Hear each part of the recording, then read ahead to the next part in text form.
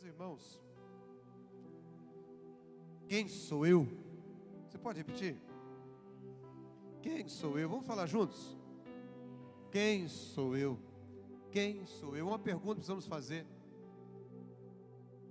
todos os dias, e nós sabemos a resposta. Quem somos nós? Nós somos filhos de Deus. Quem somos nós? Quem é você? Tem poucos filhos de Deus aqui. Quem é você? Filho de Deus. Filho de Deus por adoção, somos filhos de Deus.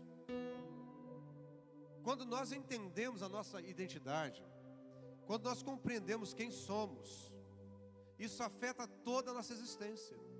Quando eu entendo quem eu sou, quando eu entendo em quem eu estou, quando eu sei por que eu vivo, para quem eu vivo, para que eu vivo, tudo isso passa a ter um sentido diferente na minha vida. Quando eu entendo a minha identidade, eu sei em quem eu estou e por que eu estou nele e ele em mim, eu sei quem eu sou e a quem eu pertenço, eu vivo de forma diferente. Isso mexe com toda a nossa estrutura. Isso mexe com todo o nosso modus vivendi. Isso mexe com todas as nossas emoções, com nossa forma de ser. Isso mexe com o nosso ego, com a maneira como nos comportamos, como lidamos com as coisas, com as circunstâncias. Isso mexe com a forma com que fazemos negócios. Isso mexe com a forma com que lidamos na família, dentro de casa. Isso mexe com tudo, irmãos. Quando entendemos quem somos, mexe com como lidamos na internet, com o que assistimos na TV, com a roupa que vestimos, com o que fazemos com o nosso corpo, que não é nosso, mas é de Deus. Quando nós entendemos quem somos, tudo muda. Isso afeta a minha vida, afeta o meu relacionamento com a minha esposa, o seu relacionamento com o seu esposo. Isso vai reger, vai dirigir o seu relacionamento no seu namoro. Isso vai dirigir o seu relacionamento na sua casa, no seu trabalho, porque nós sabemos quem somos. E quando entendemos quem somos, nós buscamos viver uma vida de profundo respeito e de profundo temor, porque não é apenas quem somos, mas é quem mora em nós. Porque se somos o que somos, é porque o Espírito Santo habita em nós. E onde vamos, o que fazemos, o que falamos, com quem andamos, como nos comportamos, como agimos, vai refletir o Espírito que habita em nós. Quem somos? Nós somos filhos de Deus, e os filhos de Deus precisam ser parecidos com Deus, precisam ser parecidos com Jesus. E como disse antes, saber quem eu sou afeta toda a minha vida, afeta toda a minha estrutura, afeta como eu penso, como eu me comporto, como eu ando, como eu ajo, com quem eu ando, o que eu faço. Quando pensamos sobre quem eu sou, nós passamos não apenas a refletir, mas a vivermos de maneira temente neste mundo. E o que tem faltado, eu não vou falar nesse mundo que tem faltado na vida dos crentes, mas eu quero encorajar os irmãos a entenderem o que precisamos fazer pelo que somos, pelo que carregamos em nós. Irmãos, nós somos a habitação do Espírito Santo. Nós somos morada de Deus. Somos morada de Deus. Você já parou para pensar nisso? Nós somos morada de Deus. E quando entendemos que somos morada de Deus, não vivemos mais como vivíamos antes. Não fazemos mais como fazíamos antes. Não nos comportamos mais como nos comportávamos antes. Não falamos mais como falávamos antes. Não nos vestimos mais como nos vestimos antes. Não acessamos a internet como acessávamos antes. Não lidamos com as pessoas e circunstâncias como lidávamos antes. Tudo o que fazemos ou tudo o que fizermos, faremos de acordo com o padrão daquele que habita em nós. E o padrão daquele que habita em nós, sendo ele o Espírito Santo, é um padrão elevadíssimo, é muito elevado para que alguém comum possa viver, porque nós somos pessoas comuns. E o que nos faz diferentes é o que está lá em João 1,12, que ele veio para os seus, mas os seus não receberam, mas a todos quantos receberam, deles o direito de se tornarem filhos de Deus, a saber os que creem. A palavra crer aqui não é como no português de acreditar. O crer aqui significa abandonar a velha vida, dar crédito àquilo que Jesus fez, testemunhar dele, segui-lo, amá-lo, se entregar, confiar, ser digno de confiança de Deus. Isso é crer. Isso é crer. Aquele que crê é filho, aquele que serve é filho, aquele que anda com Jesus, testemunho de Jesus é filho. Nós estamos falando sobre testemunho aqui. O que é testemunho? Uma testemunha é alguém que fala a verdade a respeito de algo real, algo que aconteceu, e ela morre por causa daquilo. No texto original bíblico, a testemunha é alguém que morre por aquilo que defende que é a verdade. E somos nós cristãos. Nós não abrimos mão da nossa fé, nós não abrimos mão da palavra, nós cremos nesta palavra, mesmo que isto custe a nossa própria vida. Eu estou errado, irmãos? Não é isso que a gente aprende? Não é assim que a gente precisa viver como cristãos? Lá em Romanos capítulo 12, versos 1 e 2, diz assim: irmãos, rogo-vos, pois, irmãos, pela compaixão de Deus, que apresenteis os vossos corpos. Ele não está falando de alma, ele não está falando de espírito, ele está falando de físico. Que apresenteis os vossos corpos como sacrifício vivo, santo e agradável a Deus, num culto racional, onde a sua razão entende a quem você está cultuando. E culto racional não é este momento simplesmente. O culto racional é aquele que prestamos desde a hora em que acordamos até o horário que acordamos no outro dia. Temos plena consciência de quem habita em nós e que prestamos um culto diuturno a Deus, dia e noite, dia e noite, dia e noite, dia e noite. Foi o que Isaías viu diante do trono. Os serafins que cantavam dia e noite diante do trono, o que eles diziam? Santo, santo, santo é o Senhor dos exércitos, toda a terra está cheia da sua glória. É exatamente isso que é um culto racional, onde temos a plena convicção de para quem estamos oferecendo este culto diário. Isso reflete nos meus relacionamentos, na minha vida pessoal, com quem eu ando, o que eu faço, o que eu falo, o que eu visto, nas redes que eu acesso, tudo que eu faço. Esse é o reflexo que essa cidade quer ver em nós, o reflexo de um Jesus que é vivido pela igreja que diz que o serve, um reflexo que o mundo está sentindo falta, um reflexo de cristãos no sentido radical de confiar na palavra, de viver a palavra, de acreditar em Jesus e de dar crédito àquilo que Jesus nos ensinou e de vivermos acreditando e acreditando nesta palavra, para que as pessoas possam olhar para nós e verem Jesus em nós. Quem sou eu? Quem sou eu? Essa é uma pergunta que você precisa responder. Quem é você? Quem é você? E não vos amoldeis ao sistema deste mundo, mas sede transformados pela renovação das vossas mentes, para que experimenteis qual seja a boa, agradável e perfeita vontade de Deus. Ninguém experimenta a boa, perfeita e agradável vontade de Deus vivendo em pecado, fazendo coisas erradas, andando na contramão de Deus e na mão do mundo.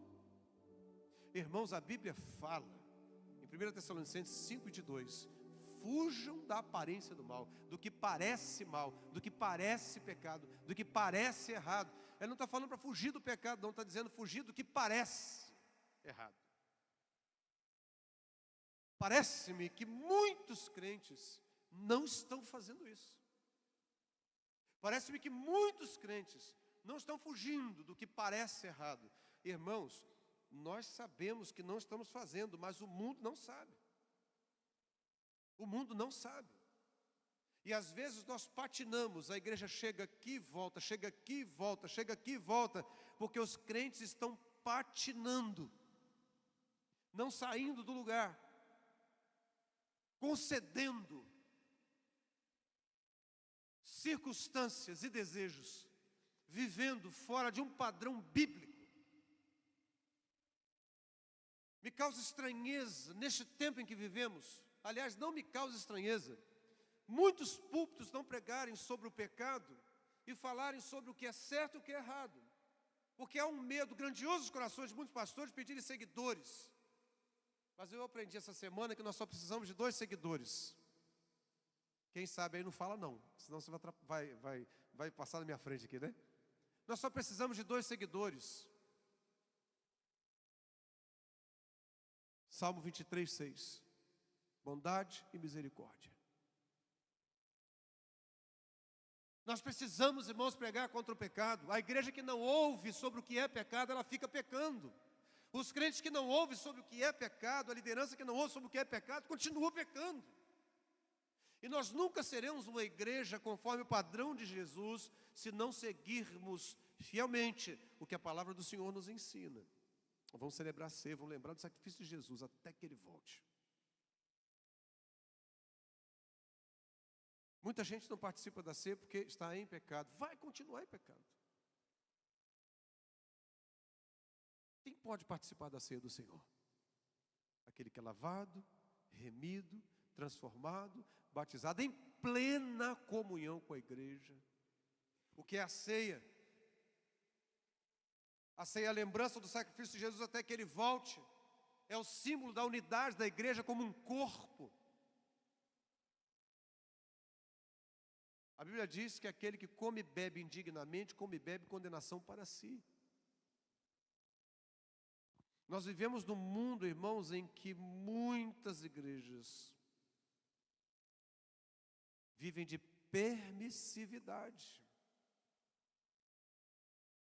Não tenho, irmãos, o intuito de ser um pastor permissivo comigo e tampouco com os irmãos. Não temos o intuito como igreja em sermos uma igreja permissiva para termos um lugar cheio. Nós queremos um lugar cheio de gente cheia de Deus. Nós queremos um lugar cheio de pessoas que influenciam uma cidade com uma vida que agrada o coração de Deus. A vida de uma igreja que agrada o coração de Deus impacta a cidade na qual ela está plantada ao longo de 60 anos. No próximo final de semana estaremos celebrando nossos 60 anos. Nosso tema é Somos Um. E podemos fazer um apanhado de tudo que essa igreja viveu, de como ela tem sido útil ao reino de Deus. Mas nós precisamos deixar algo para aqueles que virão. E nós não podemos deixar uma herança como esse templo, a pousada e outras coisas mais, porque herança é o que você deixa para alguém. Nós precisamos deixar um legado, porque legado é o que você deixa em alguém. E nós não queremos como igreja deixar herança, nós queremos deixar legado. Um legado de santidade. Um legado de uma vida incompatível com o mundo. O legado de uma vida inconformada com a forma que nós mesmos vivemos. Uma vida, um legado de uma vida que influenciou outras vidas, como lá em Romanos, na carta aos Hebreus, capítulo 12, temos a rodear-nos tão grande nuvem de testemunhas. Portanto, quem completa? Quem completa? Por favor, irmãos, me ajudem com a palavra. Os irmãos não estão respondendo com a palavra. Quem completa? Quem completa? Temos a rodear-nos tão grande nuvem de testemunhas. Deixamos, portanto, para todo embaraço e o pecado que tenazmente nos assedia. A palavra ali é assédio. Nos assedia. Tenazmente, insistentemente, cruelmente nos assedia. Só que estas testemunhas que o escritor da carta aos Hebreus fala no capítulo 12, não são pessoas que estão vendo, são pessoas que passaram por esta terra, não viram o cumprimento da palavra, mas deixaram um legado. Deixaram na vida de muitas pessoas, ou nas vidas de muitas pessoas, uma marca de quem verdadeiramente serve a Deus. Nós temos as testemunhas daqueles que passaram e não podemos fazer diferente do que eles fizeram. Precisamos honrar o nome do nosso Senhor.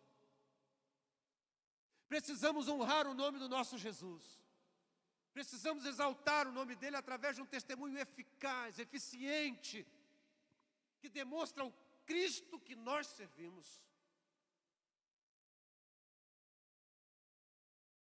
Não vos conformeis com este mundo, mas queiram ser transformados pela renovação da vossa mente, para que experimenteis qual seja a boa, agradável vontade de Deus. O capítulo 5 de 1 Coríntios, verso 7, diz assim: livrai-vos do fermento velho, a fim de que sejais massa nova, e sem fermento, assim como certamente sois, porquanto Cristo, nosso Cordeiro Pascal, foi crucificado pelos nossos pecados. Estando em Cristo, segundo as Coríntios 5,17, se alguém está em Cristo, graças a Deus, as coisas velhas, eis que tudo se fez novo. Quando eu estou em Cristo, a velha vida, a influência do mundo, o poder do pecado, não tem mais poder sobre a minha vida, porque a minha vida é dele. E a partir do momento que a minha vida é dele, eu me ajusto a Deus, para que a vontade dele se cumpra plenamente na minha vida. E a bondade e a misericórdia me seguirão todos os dias da minha vida.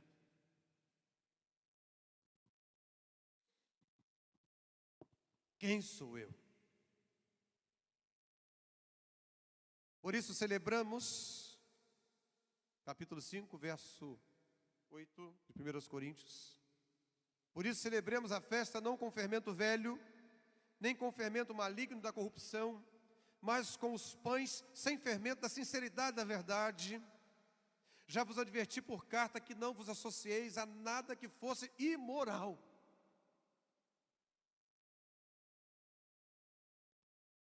Paulo diz aos crentes de Corinto, porque a igreja de Corinto é uma igreja complicada, tinha incesto, os irmãos eles processavam os outros irmãos. Você sabia que a gente não deve processar?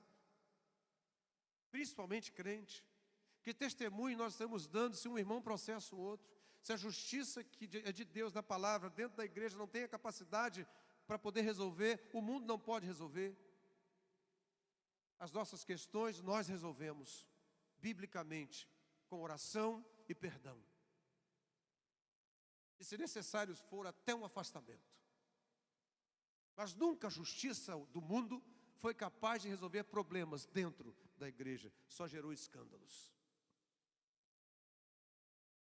Dizendo isso, me refiro às pessoas imorais deste mundo, nem aos avarentos, os ladrões, ou ainda aos idólatras. Se assim fosse, seria necessário que saísseis do mundo. Não se associem a eles. Jesus faz uma oração interessante assim: Pai, eu não oro para que os tires do mundo. Quem completa? Que os livres do mal. O mal aqui é do maligno, os livres do diabo. Eu não peço que o Senhor os tire do mundo, mas que os livres do diabo, do mal, dos demônios, os livre. Porque enquanto estivermos nesse mundo, nós teremos aflições. Já estou concluindo, irmãos. É só uma reflexão. E vejam bem, entretanto, agora vos escrevo para que não vos associeis com qualquer pessoa que, afirmando-se irmão, for imoral, ganancioso, idólatra, caluniador. O que é um caluniador? Que difama, que fala mal de qualquer pessoa. Um dos pecados mais latentes da vida de muitas igrejas é calúnia, é difamação. É tão pecado quanto assassinato. Aliás, Tiago ele fala que aquele que fala mal do seu irmão é assassino. Assassino. Um costume que, graças a Deus, nós não temos lá em casa. Falar mal de ninguém, nem de político. Eu reclamo da política. De qualquer política ruim que surgir. Falar mal do irmão? Nunca. Porque se eu falo mal do Felipe, eu estou falando de Cristo que habita nele. Se eu falo mal do Paulo, eu estou falando de Cristo que habita nele. E ele continua: caluniador, embriagado, estelionatário, com pessoas assim, não deveis sequer sentar-se para uma refeição. Não andem com gente assim. Está chegando a política. Não se envolvam com essa gente. Não andem com essa gente corrupta. Somos cristãos e somos batistas. Não andem com gente que faz coisas erradas. Não se associem com este tipo de pessoa. Não tomem assento à mesa com esse tipo de gente. Falem de Jesus, compartilhem Jesus, mas não se associem. Pois como haveria eu de julgar os que estão fora da igreja? Todavia não deveis vós julgar os que são de dentro? Contudo, Deus julgará os que são de fora. Expulsai, portanto, do vosso meio esse que vive na prática da indecência. Você que está falando daquele filho que teve relações sexuais com a mulher do seu pai. Isso é um incesto. E parecia que estava tudo bem. Parecia que estava tudo bem. Mas Paulo percebeu que não estava nada bem. Nada bem. Irmãos, a igreja está virando um ciclo. Nós, Primeira Igreja Batista Bacaxá, estamos entrando num novo ciclo, num novo momento de avanço e de crescimento. Aqueles que chegarem precisam ver Jesus em nós.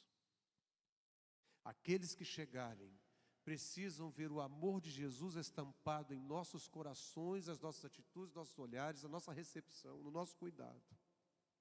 Eles precisam ver Jesus em nossas palavras, em nossas atitudes. Eles precisam conhecer Jesus através das nossas vidas. Efésios capítulo 1, e eu concluo com esse texto.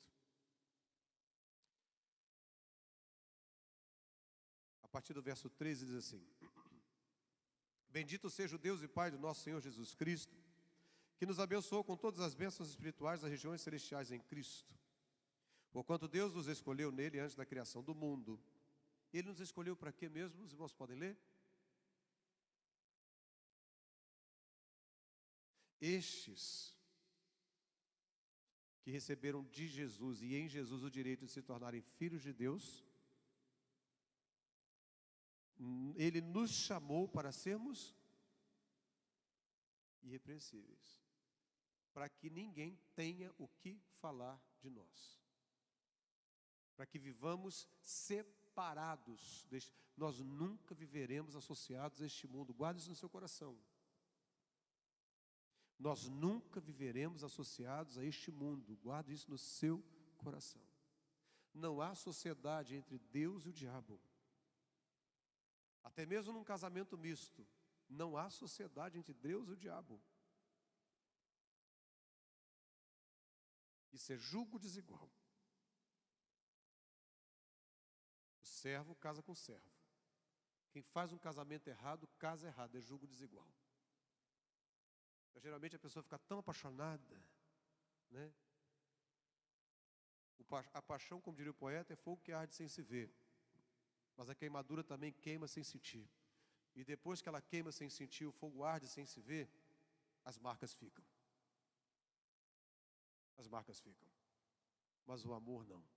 O amor tudo pode, tudo suporta, tudo crê, tudo espera. É diferente. Verso 5.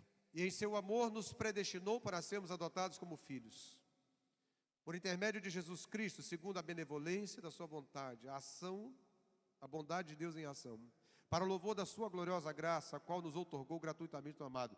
Irmãos, nós somos redimidos para sermos santos e irrepreensíveis para o louvor da glória de Deus.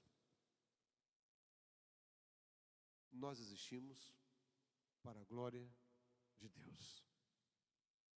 Nós existimos para o louvor da sua graça. Não é para demonstrar que somos poderosos, que podemos tudo. Não. O Espírito Santo não veio sobre nós para mostrarmos poder nosso. Não. O Espírito Santo veio sobre nós para sermos humildes como Jesus foi. É interessante que a Bíblia diz que Jesus, mesmo sendo Deus, teve por usurpação ser igual a Deus. Eu queria deixar uma coisa bem clara para os irmãos. Nós cremos no que Deus faz. Nós temos que ter muito cuidado com o tipo de crença que temos, para não sermos sensacionalistas. Isso também é pecado. É inadmissível. O Espírito Santo, ele batizou a igreja para pregar o Evangelho. O Evangelho de Jesus liberta. Eu fui liberto do pecado e da condenação da morte no dia que Jesus me encontrou e me lavou e me redimiu pelo seu sangue, para nunca mais eu ser como eu era. E você, eu acredito, que também. Somos feitos para o louvor da sua glória. Dou essa palavra aos irmãos porque a igreja está num ciclo novo, diferente. Mas a doutrina é a mesma, não muda. Cremos do mesmo jeito, confiamos da mesma forma e pregamos a mesma palavra. O que é fora do Evangelho para nós não serve, é pecado. O que a Bíblia não ensina, nós não queremos.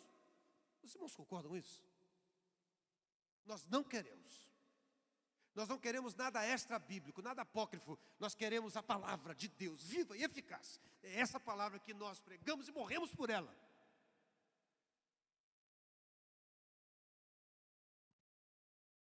E não aceitamos nada que seja além dessa palavra. É ela que norteia a vida desta igreja, dos batistas brasileiros, do mundo inteiro. É ela quem nos instrui e nos orienta. É ela que nos encoraja, nos fortalece, nos sustenta. Nos momentos difíceis, como vivemos um momento terrível essa semana, mas extremamente confortador nessa semana, onde não tínhamos resposta, mas entendemos que lá na cruz, Jesus também levou uma pergunta e morreu sem resposta. Deus meu, por que me desamparaste? Não houve uma resposta para Jesus. E muitas vezes nós queremos que Deus nos responda. Que somos melhores do que Jesus, será? O princípio de santidade, de vida irrepreensível, nos leva a entender que Deus, Ele faz as coisas como Ele quer, de acordo com a sua bondade, vontade. E não é porque eu quero que vai acontecer, mas segundo o seu propósito. Cuidado com as falsas doutrinas. Cuidado com os ensinamentos que não estão na palavra. Abra os olhos espirituais. Nós não estamos 21 anos e meio aqui nesta igreja para que de repente os irmãos deixem de ser o que são. Nós estamos aqui, ficaremos o tempo que Deus permitir, e oramos para que aquele que vier depois de nós possa continuar ainda mais rígido ainda, pregando a verdadeira palavra. Porque nós temos uma história de 2000 anos que nunca poderá ser manchada pelos pecados, por uma vida distante de Deus. Mas eu louvo a Deus pela vida de vocês, pelo amor, pelo temor, pelo respeito, pelo envolvimento, pelo cuidado, pela vida de oração, pelo reconhecimento dos erros, porque nós erramos também, né, irmã Eliane? Nós erramos, nós reconhecemos, e o problema não é o não reconhecer, o problema é reconhecer e continuar fazendo. Esse é o problema. E eu hoje não pregaria essa mensagem. O tema seria outro. O Espírito Santo mudou meu coração aqui. E disse: eu quero que você pregue essa palavra sua de noite. Agora de manhã você vai falar isso aqui. Eu falei: tá bom, é o Senhor que manda. Quando eu sentei aqui nesse banco, o Espírito Santo mudou meu coração. Você abre a Bíblia lá. É aí que eu quero que você fale.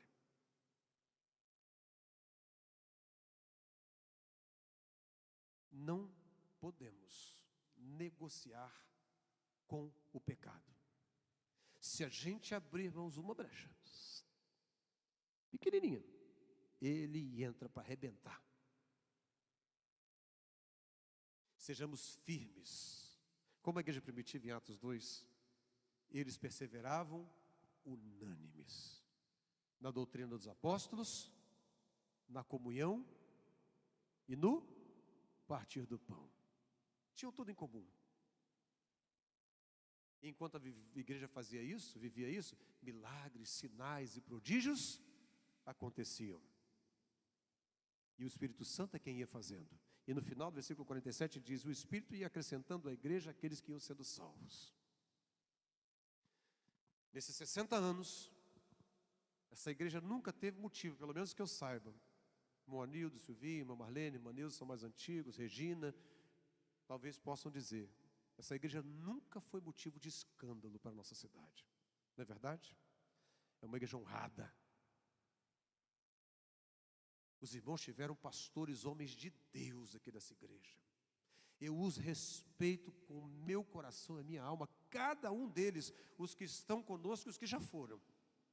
Um já foi, o primeiro. Outros dois estão bem idosos. E temos mais outros aí que estão ativos, já ficando idosos. Homens de Deus. Uma igreja que testemunha ao longo de 60 anos de um Cristo vivo. E que prega um evangelho sem mentiras e sem meia volta. É uma igreja que diz: o céu é céu, o inferno é inferno, a verdade é esta. Você precisa entregar a sua vida a Cristo. É uma igreja que não negocia pecados. Que continuemos nesta trajetória. Uma igreja que não acaricia o pecado. Saudoso pastor Geraldo Donadoni, ele falava que não amamenta o pecado. Ele chegou na igreja uma vez, lá em Novo Horizonte, lá em Minas, assim: os irmãos não podem ficar dando mamar para o pecado. Era o jeitinho dele falar, a linguagem que ele falava. E certo mesmo, tem gente que amamenta o pecado. Não é o nosso caso. É apenas uma palavra de alerta. Porque quando tudo está muito bom, a gente começa a pregar muito: você pode, você consegue, vai dar certo. A gente esquece que é pecador e tem risco de cair. Então, eu gostaria que a gente usasse bastante a Bíblia. Nos nossos púlpitos, nas nossas escolas, nos PGMs, Bíblia e oração. E Deus pode tudo. Mas se eu não tiver conhecimento da palavra, e se eu não chegar com os irmãos e disser para os irmãos essas palavras, para a gente poder não errar, não é nem para corrigir não, porque eu não consigo enxergar aqui nos irmãos fazendo essas coisas. Mas a gente está caminhando para algo muito grande, eu creio, e os irmãos também. Nós estamos caminhando para um mover de Deus muito grande, mas muito grande. Os irmãos não têm noção de quão grande é. Porque as obras que Deus faz através dessa igreja estão ecoando por essa cidade inteira. E a gente não sabe para não ficarmos vaidosos, né, Felipe? Porque não é obra da igreja, é obra do Deus da igreja. Então, por isso, nós precisamos receber um alerta. Não podemos errar. Não podemos atrapalhar. Uma coisa que eu peço a Deus é que em momento algum eu seja pedra de tropeço para o avanço do reino. E se algum dia for pedra de tropeço para o avanço do reino, eu peço a Deus que Ele me mostre, e eu deixo o ministério se eu for, tendo igreja ou não para pastorear. Eu nunca quero atrapalhar os irmãos e qualquer igreja que o Senhor me permita pastorear. Não quero ser pedra de tropeço. Eu quero ser Petros, pedrinha, para a construção. Eu quero orar com os irmãos. Eu quero orar com os irmãos. E não tem a palavra com uma palavra pesada. Tem uma palavra com uma palavra de instrução. Do pastor que ama vocês e que ora por vocês. E que Deus muda o coração para que a gente possa falar para que algo não aconteça. A palavra ela é instrutiva antes de ser curativa. É uma instrução para que a gente não faça. Desejo que não precise usar palavras curativas, mas se for preciso, usaremos. Se for preciso cirúrgicas, também o faremos. Mas o que o Espírito Santo falou no meu coração foi isso. À noite você vai pregar sobre o que você trouxe para pregar. Agora dê essa palavra de alerta à minha igreja. Fale com a minha igreja. É isso que eu preciso que o meu povo, que eu amo, ouça. Não fiquem vaidosos porque vocês estão crescendo. Não fiquem vaidosos porque vocês têm patrimônio. Não fiquem vaidosos porque tem muita gente vindo. Não fiquem vaidosos porque é muito bom, é gostoso o culto. Fiquem temerosos. Não fiquem vaidosos, fiquem temerosos. Porque quanto mais alto formos, precisamos sermos mais dependentes de quem nos leva para o alto. E precisamos depender mais daquele que conduz, que não sou eu. Lê do engano. Eu sou apenas um violininho pequenininho, uma gaitinha pequenininha, que nem toca direito. Mas é o Senhor, o nosso Deus, quem conduz essa igreja. Que eu amo com a minha alma. Eu amo com a minha alma, a minha família também. E eu não desejo ver nenhum de vocês se perdendo, nenhum dos seus filhos se perdendo. Mas eu desejo que vocês, juntamente comigo, com quem quer que seja que vai conduzir a igreja, possamos seguir, irmãos, rumo àquilo que Jesus nos determinou. Esta cidade, Aline e Rodrigo estão olhando para a gente. Eles já estão recebendo a resposta. Eles já estão recebendo a resposta. Vivamos única e exclusivamente da palavra de Deus. A maior experiência espiritual que podemos ter é com essa palavra. É ela. Ela é quem nos conduz. Nós vamos participar da ceia que não é santa. Não é a Santa Ceia. Nós vamos participar da ceia do Senhor. A ceia não purifica os pecados, assim como o batismo não liberta ninguém, nem lava pecados. Isso é mentira. Isso é invencionice de quem não conhece a palavra. A ceia é um memorial, uma lembrança do sacrifício de Jesus até que Ele volte. E por isso fazemos. Porque já fomos lavados e remidos pelo sangue de Jesus. E agora, nosso papel é refletirmos Jesus. Eu preciso refletir Jesus. Eu preciso ser este farol que brilha como ponte sobre as águas. Eu lembrei do louvor, né? Eu preciso ser esse farol. Eu gostaria que você pudesse orar. Nós estamos na muralha de oração. E eu quero desafiar a igreja a um momento de consagração para a santidade pessoal. E nesse ato de consagração eu quero convidar a igreja para vir à frente.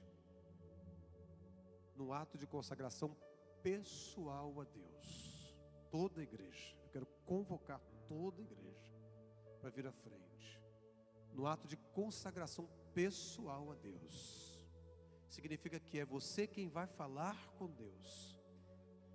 No ato de consagração pessoal a Deus.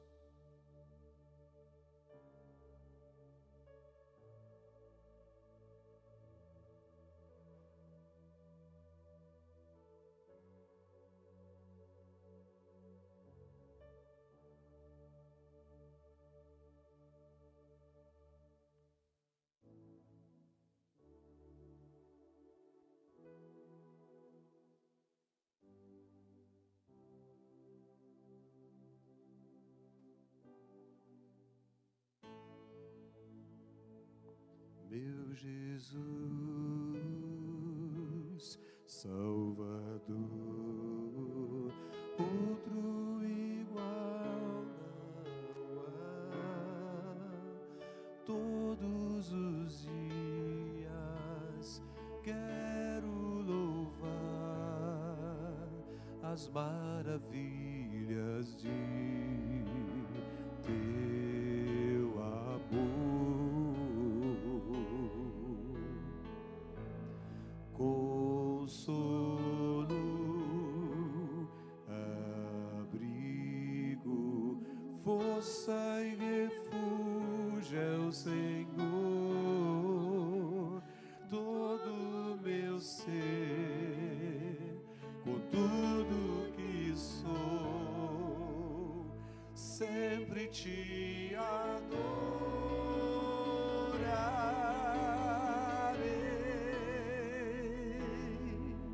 Aclame ao Senhor toda a terra e cantemos poder, majestade, louvores ao Rei.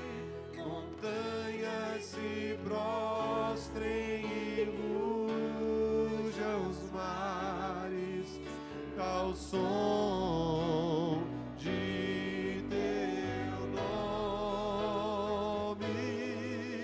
Alegre te louvo por teus grandes feitos, firmado estarei, sempre te amarei.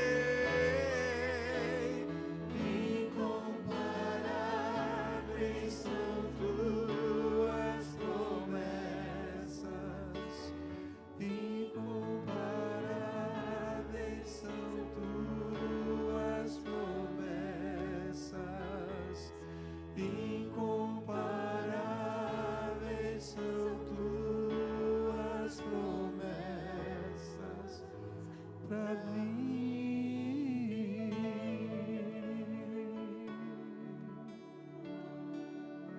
Senhor,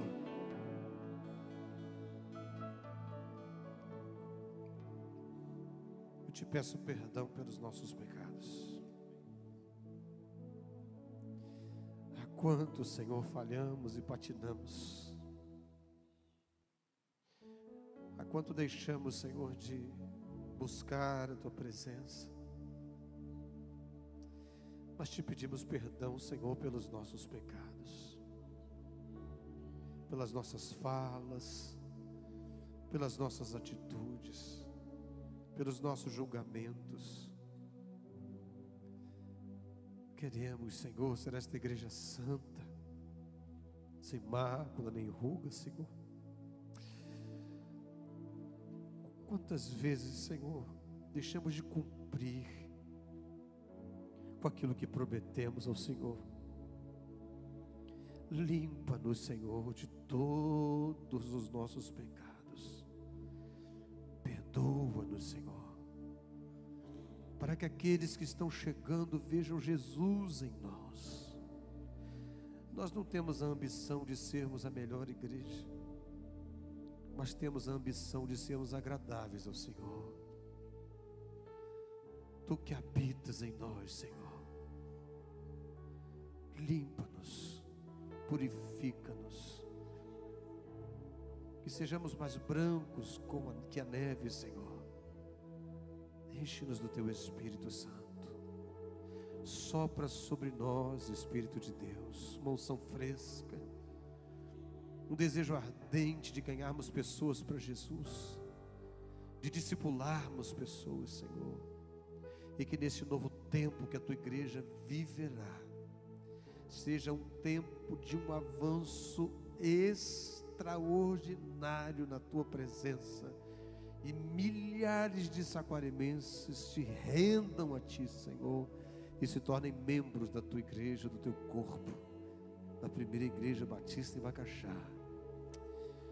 Dá-me sabedoria, Senhor, como pastor, que o Senhor colocou sobre o Teu povo, que eu não faça nada além da Tua vontade, que a vaidade não tome meu coração, mas que eu sempre reconheça que é o Senhor quem toca o instrumento, é o Senhor quem toca a obra, é o Senhor quem faz. Unge cada um de nós com o teu Espírito e nos abençoe, Senhor. Em nome de Jesus, consagramos nossas vidas.